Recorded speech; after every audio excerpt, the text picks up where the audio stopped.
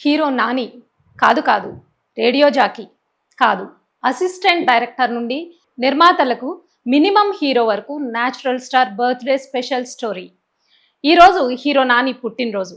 అసలు radio jockey నుండి minimum హీరోగా ఎలా మారాడు అంటే, అష్టాచమ్మా చిత్రంలో ఇండస్ట్రీకి పరిచయమైన నాని 17 ఏళ్లుగా సక్సెస్ఫుల్ కెరీర్ ను కొనసాగిస్తున్నాడు. కెరీర్ ప్రారంభంలో వరుస పరాజయాలు, ఎలాంటి సినీ బ్యాక్గ్రౌండ్ లేకుండా ఇండస్ట్రీలో అడుగుపెట్టి తనకంటూ ప్రత్యేకమైన గుర్తింపు తెచ్చుకున్న హీరో నాని. తన సహజమైన నటనతో న్యాచురల్ స్టార్ అనిపించుకున్న నాని ఎప్పటికప్పుడు వైవిధ్యమైన సినిమాలతో సినీ అభిమానులను అలరిస్తున్నాడు.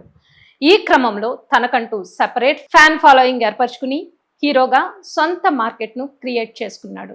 నటుడుగానే కాకుండా నిర్మాతగాను న్యూ టాలెంట్ను ఎంకరేజ్ చేస్తున్నాడు.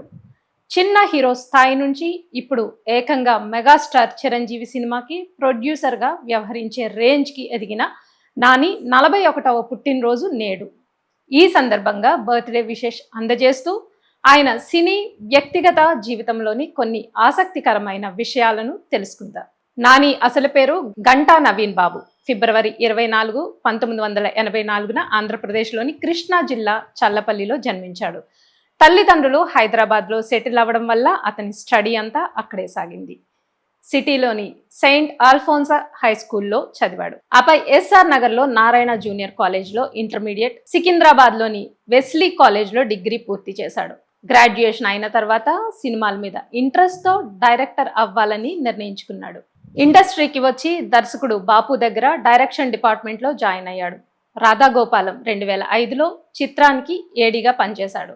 అసిస్టెంట్ డైరెక్టర్గా అతను 4,000 రూపాయల రెమ్యునేషన్ అందుకున్నాడట.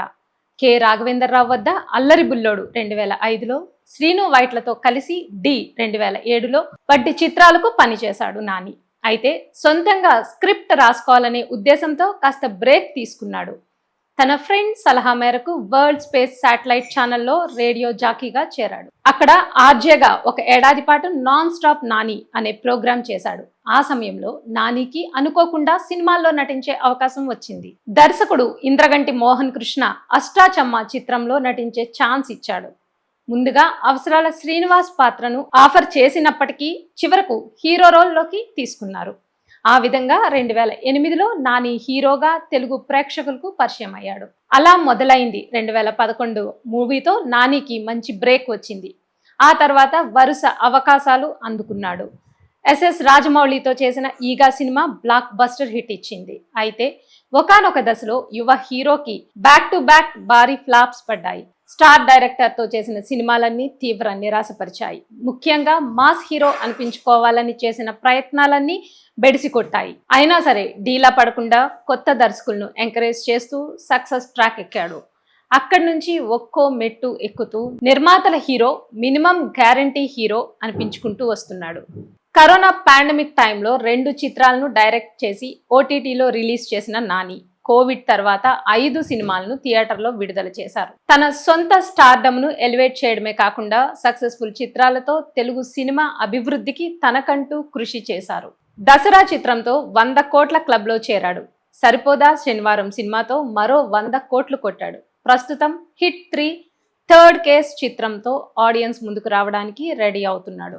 సమ్మర్ స్పెషల్గా మే 1న ఈ సినిమా రిలీజ్ కానుంది. దీని తర్వాత ది పారడైజ్ అనే పాన్ ఇండియా చేస్తున్నాడు. ఇవి కాకుండా మరికొన్ని ఇంట్రెస్టింగ్ ప్రాజెక్ట్స్ లైనప్లో ఉన్నాయి.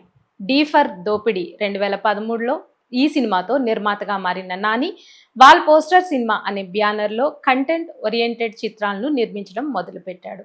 ఆ హిట్ మూవీస్తో సక్సెస్ సాధించారు. లేటెస్ట్గా కోడ్ అనే మరో చిన్న సినిమాని రిలీజ్కి రెడీ చేశారు.